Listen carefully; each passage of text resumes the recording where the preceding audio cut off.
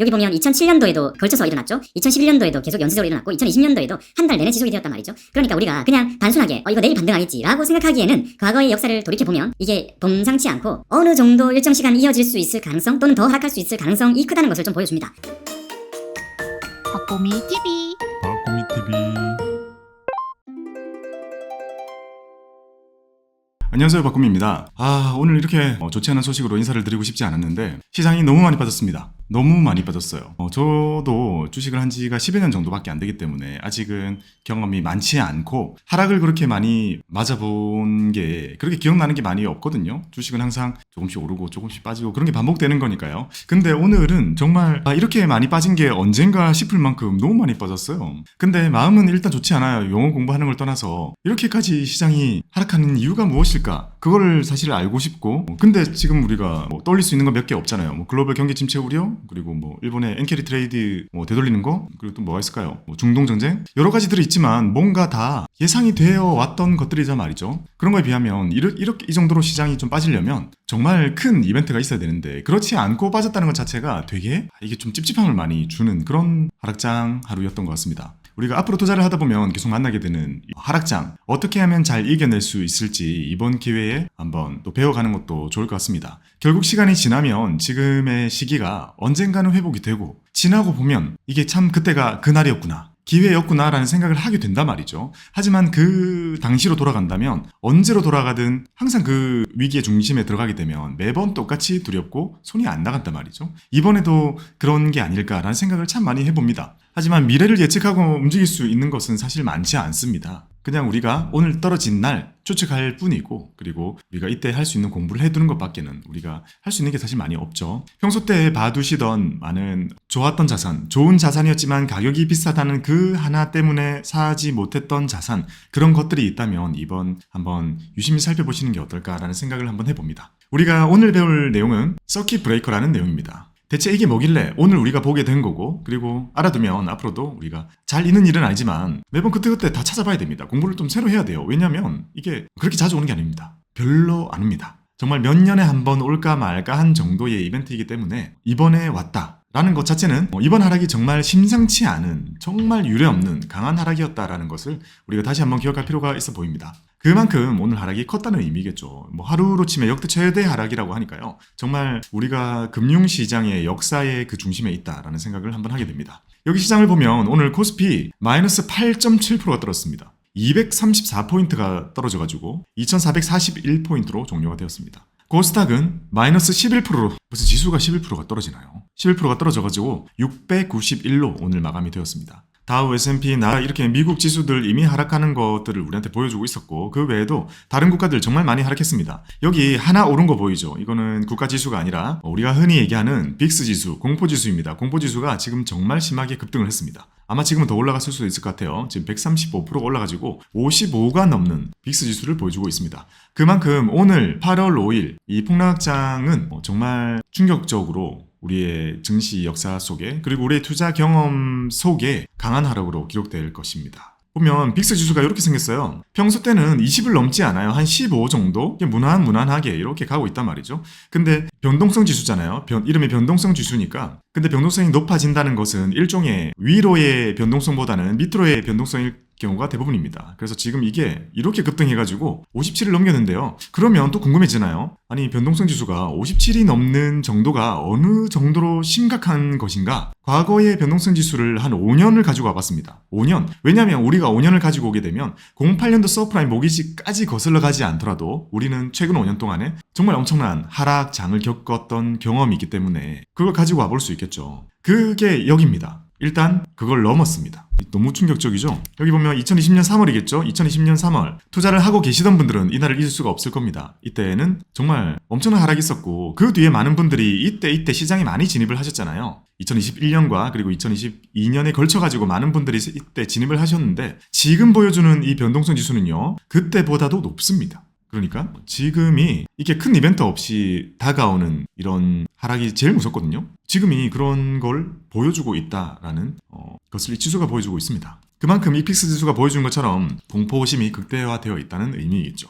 이렇게 난리가 났던 하루였다 보니까 우리는 이런 걸 보게 됐습니다. 그래, 위기는 기회일 것이야 라고 우리는 평소 때 많이 쇠뇌하고 연습하고 많이 되었단 말이죠. 그래서 주문을 넣으려고 딱 들어가서 주문을 넣었는데 CB 발동 중입니다 라는 게 나오면서 주문이 안 들어가는 경험을 하시게 되셨을 거예요. 이런 창을 아마 오늘 보셨을 겁니다. 이게 바로 오늘 배우고자 하는 서킷 브레이커입니다. 자, 서킷 브레이커라는 건 이게 신조어가 아니고요. 중식 용어가 아니고요. 원래 우리가 다리미를 보게 되면 여기에 빨간 등이 다 있죠. 다 있습니다. 이게 다리미를 켜가지고요. 이 버튼을 누르고 온 하고 나서 이게 특정 온도에 도달되고 나면 이게 램프에 불이 켜지면서 소리도 같이 나죠. 자, 이게 과열을 방지하는 장치라고 부르는 서킷 브레이커입니다. 이 서킷 브레이커를 이제 줄여서 CB라고 부르게 된 거죠. 자, 이 서킷 브레이커는 결국 과열 방지입니다. 근데 이제 여기는 뜨거워지는 거겠지만 우리가 주식시장에서 보게 되는 이 서킷 브레이커는 이거랑 다르게 뭐겠어요? 과도한 하락을 방지하기 위한 장치입니다. 공포가 과열되는 걸 방지하는 그런 개념인 거죠. 이 서킷 브레이커, 우리가 주식시장에서 서킷 브레이커는 3단계에 걸쳐서 진행이 됩니다. 1단계, 2단계, 3단계로 나눌 수 있고요. 이게 저 찾아보니까 원래 이거는 저는 상승이 아니라 하락에만 작동을 한다라고 기억을 하고 있었는데 사실 정확하게 잘 모르겠어요. 이 상승에도 작동을 한다라고 되어 있었는데 역대 그런 적이 없었다라고 표현을 하더라고요. 그래서 지금까지 역사 속에 이루어졌던 서킷 브레이커는 모두 하락에 발동하고 있습니다.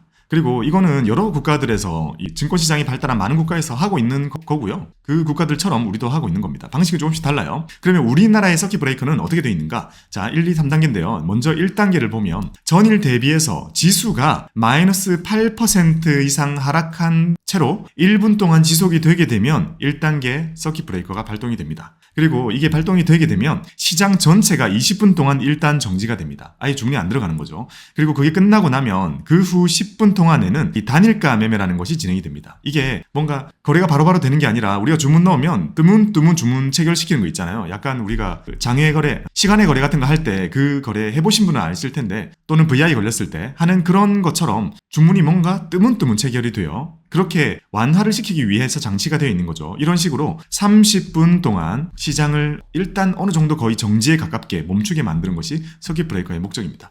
그러니까 시장이 8% 정도, 지수가 8% 정도 하락한다는 것은 이 개별 자산으로 보면 뭐 10몇 프로, 20몇 프로씩 막 흐르고 있다는 걸 의미하잖아요. 그러니까 그런 하락 흐름 때문에 우리가 공포심이 질려가지고 팔아서는 안 되는 자산들 또는 과도하게 매도를 하는 그런 것들을 막기 위해서 일단 이렇게 시장 전체를 스탑시키는 거죠. 실제로 많은 투자하시는 분들은 이때 화장실에 가가지고 소변도 보시고 찬물에 세수도 하고 뭔가 마음을 가다듬고 그 다음에 이제 서킷 브레이커 해제되기를 기다리는 그런 시간을 가지기도 합니다. 자, 1단계가 이렇게 끝나고 나면 다시 재개가 되고 나서요. 2단계로 넘어가게 되는데 2단계는 만약에 시장이 더 흘러가지고 마이너스 15% 전일 대비해서 마이너스 15% 하락에 도달이 된 채로 1분 이상 지속이 되게 되면 똑같이 시장 전체를 20분 동안 정지하고 단일가 매매 10분 해서 30분 동안 추가로 더 정지를 시킵니다. 이게 두 번째 2단계 서킷 브레이커죠. 요거는 일단 하루에 그날 이렇게 떨어져야 되는 거잖아요. 그래서 이거는 평생 보실 일도 없고 봐서는 안 된다고 생각합니다. 자, 3단계 서킷 브레이커는 전일 대비 지수가 20% 이상 하락하고 지수가 20%면 그럼 개별 자산들은 그냥 마이너스 한가 30% 다 가 있는 거겠죠? 거의 다. 지수가 그 정도 가 있다는 건. 그 상태로 1분 이상 하락된 게 지속이 되게 되면 3단계 서킷 브레이커 작동이 되는데 이때는 주식시장이 조기 종료됩니다. 그냥 그날 영업 종료하는 겁니다. 셔터 내리는 거죠. 끝나는 겁니다. 모두 짐 싸들고 집에 가라는 거죠. 왜냐하면 시장 전체가 20% 떨어진다는 건 요거는 닫는 게 낫죠. 더 봤자 이거는 뭐 더 떨어진다는 거 더 혼란을 가중시킬 수 있는 거니까 요거는 그날 장사를 접는 결과를 가지고 오게 됩니다. 요게 1단계, 2단계, 3단계 서킷 브레이커고요. 우리가 지금까지 본 서킷 브레이커는 전부 다 1단계라고 보시면 됩니다. 자, 다음은 사이드카입니다. 이 서킷 브레이커 약간 전 단계 경고 같은 그런 느낌인데요. 이 사이드카는 지금 여기 보이는 이게 사이드카라는 것의 이름입니다. 사이드카. 이게 오토바이 옆에 달려있는 이런 보조적인 거죠. 이게 뜻하는 건 이 자체 의미가 보조라는 겁니다. 보조. 이게 정확히 얘기하면 이 시장이 우리가 주로 거래하는 현물 시장입니다. 우리가 거래하는 시장이죠. 그 다음에 여기는 이제 선물 시장인데요. 선물 시장과 현물 시장은 사실 시장이 따로 있지만 이게 서로 영향을 완전하게 직접적으로 주고받죠. 이게 영향을 줍니다. 근데 이 사이드카는요. 이 선물 시장에서 가격이 급변했을 때 여기에 걸어지는 게 바로 사이드카입니다. 그러다 보니 이게 사이드카에 뭔가 제동을 건다는 건 이 선물을 멈춰서 현물 시장에 영향을 주는 것을 어느 정도 막겠다라는 의미인 거죠. 그래서 이름이 보조적인 의미의 사이드카인 거고 요 그림으로 설명을 드릴 수가 있는 겁니다. 자, 여기 보면 선물 시장에서 전일 대비 지수 선물이 코스피는 5% 이상, 코스닥은 6% 이상 상승 또는 하락할 때, 그리고 그게 1분 동안 지속이 되었을 때 바로 사이드카가 발동이 되게 되고, 그러면 이 프로그램 매매가 한 5분 동안 정지됩니다. 이 다 선물 시장에서 일어나는 일들인 거죠. 그래서 우리가 이거를 뭔가 직접적으로 내가 하고 있는 투자에 직접적으로 연결이 된다라고 생각을 하실 필요는 없고요. 사실 이거는 발동이 되었다 하면 우리한테는 아주 큰 경고, 근데 어떤 경고냐면 사전 경고로 받아들이시면 됩니다. 그러니까 선물 시장에서 사이드카가 걸렸대, 난리가 났네, 어떡하지, 우리 현물 시장도 영향을 받겠는걸 이라고 좀 생각을 하시는 것이 좋다는 거죠. 밑에 있는 게 우리랑 그렇게 여러분들 매매하실 때 직접적으로 와닿지는 않으실 겁니다. 그래서 일단 사이드카가 발동이 되고, 그리고 좀 지나서 이제 서킷 브레이크가 발동이 되면 그날은 정말 유례없는 엄청난 하락을 겪게 되는 그런 날이라고 보시면 됩니다. 왜냐하면 사이드카도 전부 다, 제가 본 전부 다는 그동안 봐왔던 거는요, 하락에 의해서 걸렸거든요. 그러니까 상승에도 걸릴 수 있겠지만 하락에 의해서 걸리는 것만 지금까지 봐왔기 때문에 기억이 안 납니다. 상승으로 걸리는 거는요. 뭐 있었겠죠. 그만큼 사이드카와 서킷 브레이커라는 말 자체가 우리한테 주는 의미는 공포입니다. 자, 그러면 여기에 의미 있을 것 같아요. 정리를 해봤는데요. 역대 서킷 브레이커 발동이 된 내역을 오늘 기준으로 다 가지고 와봤습니다. 놀라운 건 오늘 한 줄이 추가됐기 때문이죠. 여기 보면 2000년 4월 17일에 코스피 시장이 서킷 브레이커가 걸렸습니다. 미국의 IT 버블이 터지는 것 때문이었죠. 그리고 몇 달 지나서 2000년 9월 28일, 이거 보면 4월 9월이면 시차가 5달 정도 있잖아요. 근데 그 후에 또 코스피가 걸렸습니다. 코스닥이 아닌 코스피가 걸렸습니다. 그럼 미국 증시가 하락하고 유가 급등이 했다는 이유만으로요. 이게 의미하는 것은, 이것만 보고 알 수 있는 것은 이게 IT 버블 터진 게 정말 오래 갔구나, 그냥 2000년 한 해를 그냥 집어삼켰구나 라는 것을 우리가 알 수 있게 되는 거죠. 그리고 2001년도 9월에 또 걸렸습니다. 코스피가 걸렸습니다. 이때는 놀랍죠. 이게 어찌 보면 그 IT 버블의 마지막 끝 위기를, 뭔가 그런 위기의 끝에 불을 지피는 가장 큰 일이 일어났던 거죠. 9.11 테러가 일어나면서 9.11 테러니까 9월 12일에 폭락하면서 사이드카가 걸렸습니다. 폭락하면서 서킷 브레이커가 걸렸습니다. 이게 바로 이렇게 세 개가 이어서 우리 머릿속에 기억하는 코스피가 그냥 연달아서 거의 이렇게 2년 동안 고생을 하게 됐던 IT 버블이 터졌던 때 걸렸던 서킷 브레이커였습니다. 그 다음에 한참 동안 어느 정도 무난하게 가다가 2006년도에 코스닥이 걸립니다. 미국 증시가 하락했기 때문에 걸립니다. 그리고 2007년에 또 코스닥이 걸립니다. 미국의 서프라임 모기지가 터졌기 때문이죠. 2008년도에도 10월 달에 한참 지났잖아요. 이때도 코스닥이 또 걸립니다. 왜냐하면 미국의 서프라임 모기지 사태가 계속 연쇄 이런 버블 터지는 거를 만들어내고 있었기 때문이죠. 2008년 10월 24일 바로 다음이죠. 이틀 연속 코스닥이 서킷 브레이커가 걸립니다. 이때 리먼이 터지게 되면서 조금 시차를 두고 2008년도에 완전히 주식시장이 폭락의 길을 걷게 되는데요. 이때 2007년, 8년 이때가 우리 기억 속에 남아있는 미국의 서프라임 모기지로 인한 코스닥의 서킷 브레이커가 발동이 된 거였습니다. 놀라운 거는 이때 코스피는 걸리지 않았다는 거예요. 그만큼 이 코스피 시장이 서킷 브레이커 걸린다는 건 정말 심한 위기입니다. 그리고 놀라운 건 여기 위에 있는 위기들 대부분이 뭐가 붙죠? 미국이 붙죠. 전부 미국 때문입니다. 그러니까 우리나라는 뭐라 해야 될까? 고질적인 저평가가 문제잖아요. 근데 미국은 한참 오르고 무너지고 한참 오르고 무너지고 그게 좀 반복이 되면서 우리한테 이렇게 영향을 많이 줘왔다라는 그런 역사도 우리가 알 수 있는 거죠. 그 다음에 2011년도에 코스닥이 서킷 브레이커 걸립니다. 미국의 신용등급 하락이 되기 때문이죠. 또 미국입니다. 2011년도 바로 다음날 이틀 연속 코스닥이 서킷 브레이커 걸립니다. 미국 신용등급 하락으로 인한 여파가 이틀 동안 계속 가는 거죠. 자, 이때 내려간 미국 신용등급은 올라오지 않았죠. 시간이 한참 지났습니다. 그리고 2016년도에 코스닥이 또 혼자 걸립니다. 글로벌 경기 침체라는 이유로 걸리죠. 이때처럼 이게 경기 침체 이유 없이 오면 진짜 무서운 거거든요. 그 다음에 우리는 이제 다 알고 있는 그날입니다. 바로 2020년 3월 13일 그리고 며칠 뒤에 2020년 3월 19일 이때 한 달에 2번이죠. 이때 놀라운 건 코스피와 코스닥 전부 서킷 브레이커가 발동이 됩니다. 놀라운 건 코스피가 서킷 브레이커 발동이 된 게 이때가 몇 년 만이죠? 2001년도 이후에 2020년에 거의 20년이 지나 코스피가 서킷 브레이커 발동이 되게 됩니다. 그게 바로 코로나 사태였습니다. 코로나 사태 때문에 전 세계의 증시가 폭락을 하게 되고 우리도 폭락을 했고 그때 걸렸던 이 위기가 이 이후에 들어오신 분들이 이제 동학개미운동이라고 좀 불리잖아요. 근데 그 하락을 맞아보신 분들이라면 저는 그런 하락 처음 맞아봤거든요. 당연히 그림 보시다시피 그것보다 센 거를 겪은 적이 없죠. 왜냐하면 이런 거 다 현업에서 저는 주식을 다루는 일을 하고 있었지만 08년도는 제가 현업에 없었기 때문에 군대에 있었기 때문에 겪어보지 못했었고 그 뒤에 건 다 겪어봤지만 그 어떤 것보다 셌던 게 이때였거든요. 2020 2020년도 코로나 사태였습니다. 그때 충격을 잊을 수가 없는데 그 뒤에 놀랍게도 오늘입니다. 한 줄이 추가가 됐다는 게 정말 너무 찝찝하고 싫습니다. 지금요. 2024년 8월 5일 오늘 코스피와 코스닥이 둘 다 서킷 브레이커가 발동이 되었습니다.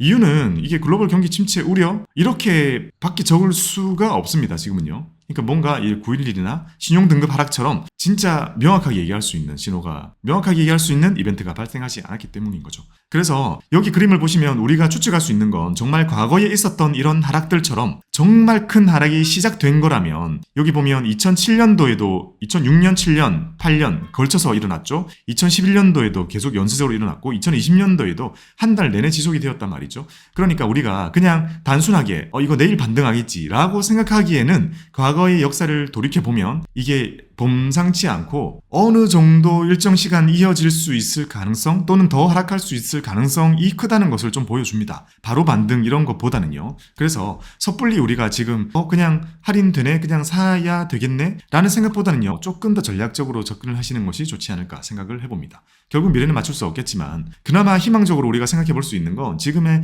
많은 투자자들이 여기 보면 2020년 하락 이후에 들어오신 분들이 많잖아요. 그런 분들의 특징이라면 하락을 할 때 뭔가 패닉셀을 하기보다는요. 저가 매수하는 것이 오히려 옳다고 생각하시는 분들이 정말 많거든요. 그래서 이번은 그런 분들이 많은 시장이기 때문에 이번은 조금 양상이 다르지 않을까라는 그런 희망과 기대감을 좀 가져봅니다. 그래서 언제 그러냐는 것처럼 그냥 이 역사의 서킷 브레이커 한 줄 남기고 내일부터는 정말 거짓말 같은 반등이 쭉쭉쭉 일어나기를 기원을 해봅니다. 제가 이렇게 발빠른 시황을 다루는 영상을 잘 찍지 않는데요. 오늘은 저도 너무 충격을 많이 받고 그래가지고 할 일 다 하고 늦게 남아가지고 이렇게 영상을 준비해봤습니다. 자막은 없이 올려드릴 것 같아서 말도 좀 많이 빨랐을 것 같아요. 그래도 오늘 보시는 게 의미가 있을 것 같아가지고 짧게 편집해서 올려드리도록 하겠습니다. 하락을 기회로 이용하는 게 우리에게는 필요한 일인데요. 이번에도 어김없이 그럴 거라고 생각을 하면서요. 어떻게 진행될지 모르는 이번 이런 하락과 위기를 잘 이겨내셨으면 좋겠고요.